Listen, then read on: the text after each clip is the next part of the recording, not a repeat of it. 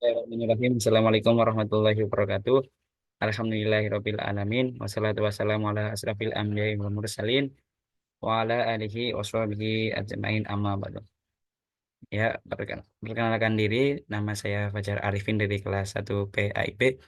Ingin mereview apa yang ditugaskan pada mata kuliah sejarah dan Islam dan lokal. Untuk materinya sendiri ini tentang sejarah Islam di Banyumas. Secara Islam di Banyumas, saya membaginya beberapa poin utama. Yang pertama, poin pertama, kehidupan masyarakat di Jawa Tengah bagian barat selatan Banyumas pra-Islam. Kehidupan sosial itu terdiri dari kehidupan sosial, politik, dan kehidupan ekonomi masyarakat. Kehidupan sosial politik di Banyumas. Pembahasan mengenai Banyumas sebelum Islam tidak bisa dipisahkan dari sejarah dua kerajaan besar yang menguasai bumi Jawa, yaitu Kerajaan Majapahit di Jawa Timur dan Pajajaran di Jawa Barat. Alur Majapahit yang kemudian membentuk Banyumas bisa ditelusuri pada sejarah berdirinya Kadipaten Wirasaba pertama pada abad ke-15. Sementara jalur Kerajaan Pajajaran dapat ditemukan pada sejarah berdirinya Kadipaten Pasir Luhur pada abad ke-14 sampai 15. Setelah dua kerajaan tersebut, kerajaan di Jawa Tengah bagian timur seperti Demak, Pajang, dan Mataram mengambil alih wilayah Banyumas dengan membangun Kadipaten Wirasaba II dan Kadipaten Banyumas pada abad ke-16 sampai ke-19. Secara sosial politis, mungkin teman-teman bisa melihat dari PPT yang saya bikin, Banyumas sebenarnya menjadi embrio lahirnya beberapa imperium besar yang pernah menjadi penguasa tanah Nusantara khususnya Jawa. Namun tidak banyak peran sosial politis yang bisa dimainkan oleh masyarakat Banyumas. Baik itu Kadipaten Wirasaba maupun dari Pasir Luhur. Selain menjalankan kebijakan dari pemerintahan pusat kerajaan, selain itu alasan sosial politisi di Banyumas sebenarnya itu kondisi geografi wilayah Banyumas belum banyak terisolasi oleh pegunungan di sepanjang utara hingga selatan, semakin menjadikan Banyumas tidak bisa untuk menjadikan pusat kegiatan sosial politik pada waktu itu. Tidak dijadikannya Banyumas sebagai pusat pemerintahan kerajaan dan kondisi geografis alamnya yang berupa bebatuan dan pegunungan dan sungai-sungai besar yang mengitarinya, justru itu yang menjadikan Banyumas sebagai wilayah memiliki struktur sosial mandiri dan unik jika dibandingkan struktur sosial politik di daerah lain. Bahkan antar Jawa pun sudah berbeda. Kan di Jawa Tengah sendiri itu sudah berbeda. Lanjut untuk kehidupan ekonomi masyarakat. Kehidupan ekonomi masyarakat di Banyumas pada dasarnya di Pulau Jawa mampu mengembangkan budidaya pertanian lahan basah dan ekspedisi hasil pertanian yang unik antara satu daerah dengan daerah yang lain. Pada masa para Islam dan kolonialisme Eropa masuk ke Pulau Jawa, masyarakat hanya bertemu pada sungai sebagai sarana penghubung antara masyarakat di satu daerah dengan daerah lain. Bahkan jauh pendeknya aliran sungai di Pulau Jawa turut membentuk mata rantai kekuasaan yang ada kali itu. Perekonomian masyarakat Jawa termasuk Banyumas sedikit mengalami perkembangan ketika masuk ke abad keempat, di mana kerajaan-kerajaan besar di Jawa, Tarumanegara, Mataram, dan Majapahit mulai membuka jalur perdagangan dengan negara-negara lain di kawasan Asia seperti India dan Cina. Pada masa ini, masyarakat tidak lagi hanya mengandalkan sungai sebagai distribusi perekonomian, tapi juga laut. Dengan berbagai dermaga dan pelabuhannya, masyarakat juga berkembang tidak lagi hanya menjadi petani, melainkan ada beberapa yang menjadi pedagang, eksportir barang, dan atau penguasa kapal angkut barang. Untuk poin kedua, yakni menerangkan tentang Islamisasi di wilayah Jawa Tengah bagian Barat. Untuk di wilayah Jawa Tengah bagian Barat, tentu tidak lepas dari peran Wali Songo dan peran wali dan ulama lokal.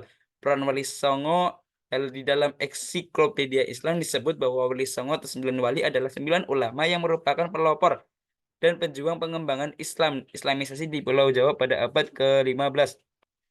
Pada tahun 1404 Masehi, Maulana Malik Ibrahim atau yang biasa kita kenal dengan Sunan Gresik berangkat ke tanah Jawa untuk melakukan ekspedisi dan ekspansi di dakwah. Misi utama dakwah dari tim ini adalah melakukan dakwah Islam dengan menonjolkan sistem moralitas, membangun ekonomi dan masalah keamanan kepada masyarakat Jawa yang pada waktu itu sedang dilanda krisis moral, keamanan, dan ekonomi.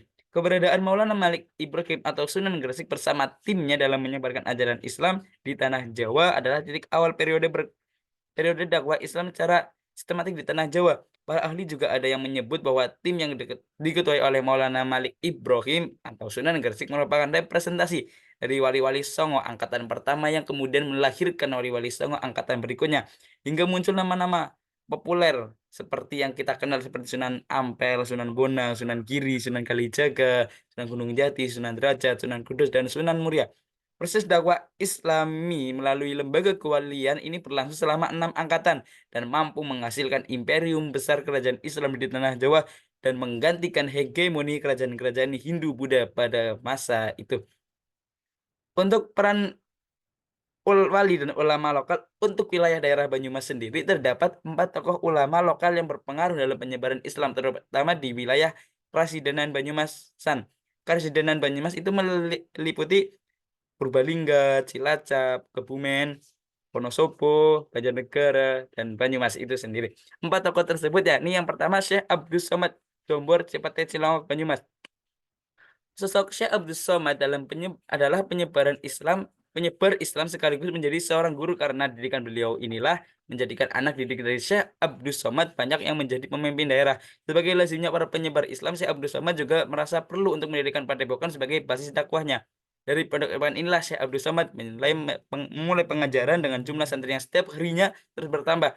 Proses dakwah Syekh Abdus Somad di Jombor pada awalnya tidaklah mudah. Kedatangan Syekh Abdus Somad secara tidak langsung dianggap mengganggu dan bisa menurunkan pengaruh tokoh masyarakat di daerah tersebut. Berbekal ilmu-ilmu kejawen yang dimiliki, tokoh daerah tersebut berkali-kali mencoba untuk mengganggu dakwah Syekh Abdus Somad dengan harapan dakwanya gagal dan Syekh Abdus Somad meninggalkan Jombor. Tapi upaya ini tidak pernah berhasil. Bahkan semakin lama pengaruh Syekh Abdus Somad di daerah tersebut semakin berkembang. Yang kedua, yakni Pangeran Jambu Karang dan Syekh Antas Angin.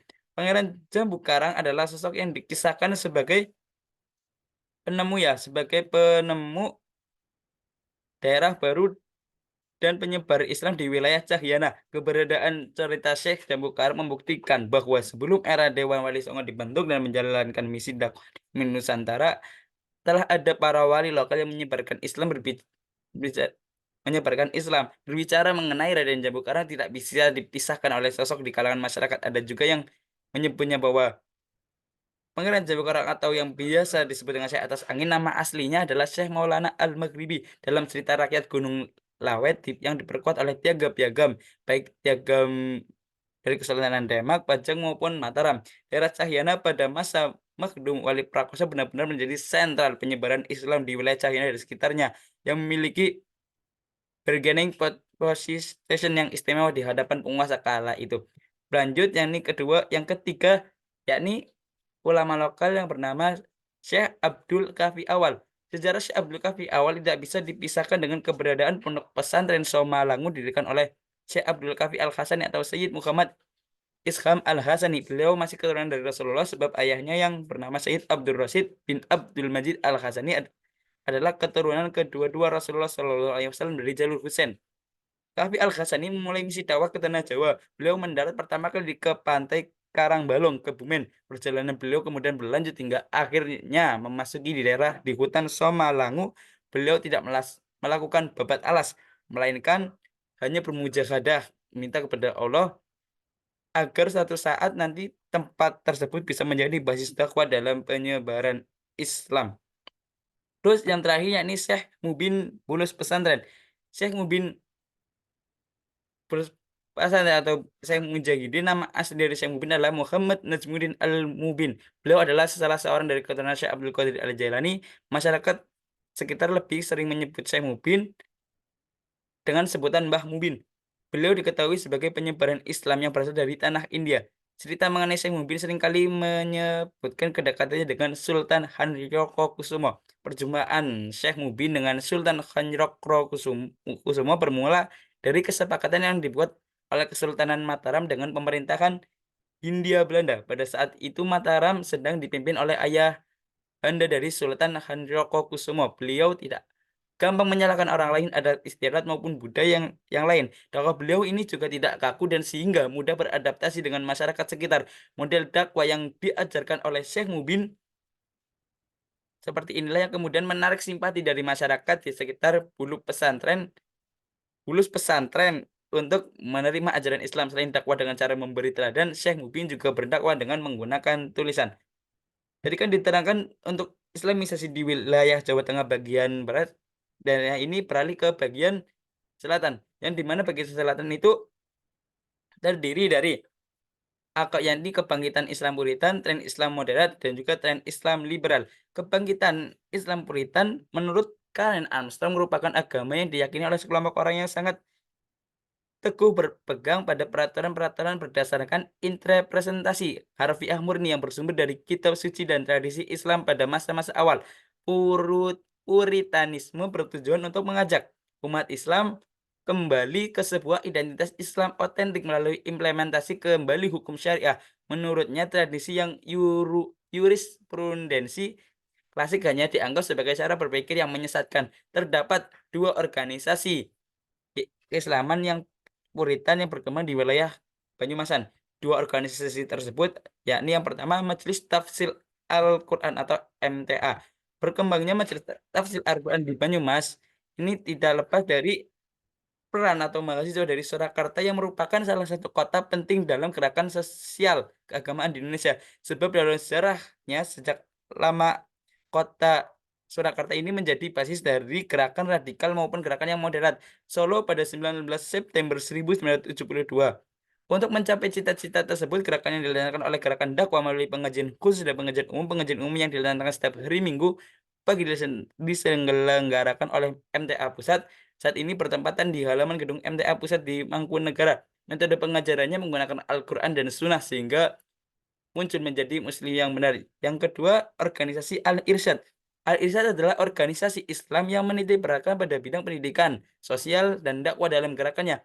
Indonesia yang mengusung jargon pembaharu Islam. Prinsip pendidikan Al-Irsyad dibuat menjadi sistem sekolah yang terpisah sebagai daya dorong untuk menyebarkan rasa kehadamian atau rasa kekeluargaan ya di antara anak-anak sekolah Al-Irsyad. Sekolah itu dengan bebasnya memelihara dan mempromosikan suatu identitas. Sekolah Al-Irsyad dalam kenyataan membuat sistem yang bersifat paralel namun tidak bersinggungan dengan sistem pemerintahan kolonial.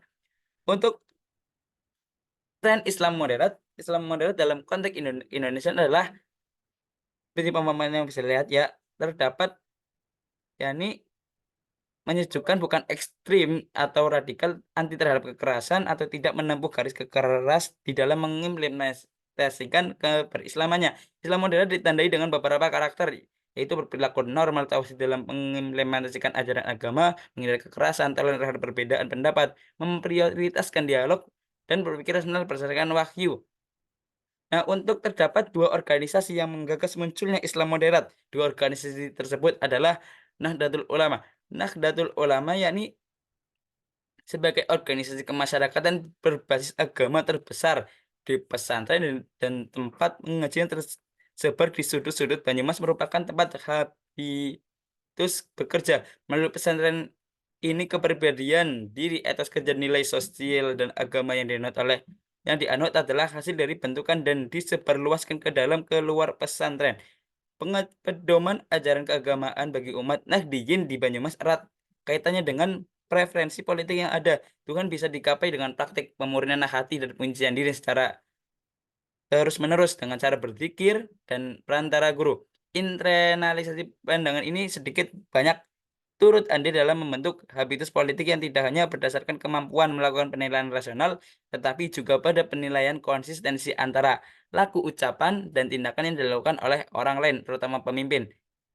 Di kampung-kampung Nahdiyin memiliki koperasi simpan pinjam yang dikelola secara mandiri dan oleh warga setempat. Belum lagi mereka juga membangun paguyuban-paguyuban yang bergerak di bidang pertanian dan perkebunan. Kekuatan ekonomi dan masa yang loyal inilah yang membuat mereka mampu menciptakan pasar sendiri, entah itu dipergunakan untuk kemaslahatan warga NU maupun juga terbuka bagi kalangan umum. Modal ekonomi inilah yang dimiliki oleh yang menjadi keunggulan NU di Banyumas. Untuk organisasi kedua, organisasi Muhammadiyah. Organisasi Muhammadiyah di wilayah Banyumas secara kapasitas jamaahnya mungkin tidak sebanyak NU, akan tetapi jika melihat dari penguatan organisasi melalui lembaga pendidikan kesehatan dan pendidikan dan kesehatan nampak kan kesehatan Muhammadiyah nampak pesat secara umum. Masyarakat Muslim Purwokerto dari Kabupaten Banyumas pertama kali mengenal Muhammadiyah adalah ketika Kiai Haji Ahmad Dahlan memberi pengajian akbar di Masjid Agung Baitus Salam. Muhammadiyah secara yuridis formal berdiri pada tanggal 15 November 1922. Sekalipun secara de facto kepengurusan Muhammadiyah Cabang Purwokerto sudah dibentuk 1921, peresmian Cabang Muhammadiyah Purwokerto menandai awal lahirnya Muhammadiyah di bumi Banyumas. Para tokoh-tokoh Islam yang lahir di kalangan Muhammadiyah adalah Kiai Sobari dari Aji Barang, Kiai Saifuddin Zuhdi, dan Abdul Hadi dari Patik Raja, Kiai Dalil dari Wangon, dan Kiai Ahmad Kudori dari Tinggaraja Jatilawang. Kehadiran mereka membuat cabang-cabang Muhammadiyah didirikan di berbagai tempat di daerah asal para tokoh muslim tersebut. Seiring berjalannya waktu, Muhammadiyah Purwokerto dan Banyumas semakin menunjukkan pertumbuhan dan perkembangan bisa dikatakan sangat cepat. Untuk lanjut, yakni tren Islam liberal. Dalam Islam liberal dalam penafsiran keagamaan boleh jadi adalah produk dari kondisi-kondisi historis tertentu karena agar ajaran Islam dapat bersifat sahih likulli zaman wa maka artinya diperlukan kajian yang bersifat komprehensif. Golongan Islam liberal tidak menzahirkan diri mereka sebagai orang yang menolak agama, tetapi berselindung di sebalik gagasan mengkaji semula agama dan mentafsirkan semua Al-Quran, menilai semua syariat dan hukum-hukum fikih. Tipologi pemikiran Islam liberal di Indonesia didasarkan pada keyakinan yang menjadi penanda adanya berbagai macam varian pemikiran Islam liberal di Indonesia. Hal ini disebabkan pemikiran Islam liberal di Indonesia merupakan sesuatu yang given, namun nyata adanya. Penjelasan mengenai tipologi ini diharapkan bisa memberikan gambaran bahwa Islam liberal di Indonesia tidaklah sederhana, namun penuh warna. Mungkin itu saja yang bisa saya sampaikan, kurang lebihnya mohon maaf. Wabillahi taufiq wal hidayah. Wassalamualaikum warahmatullahi wabarakatuh.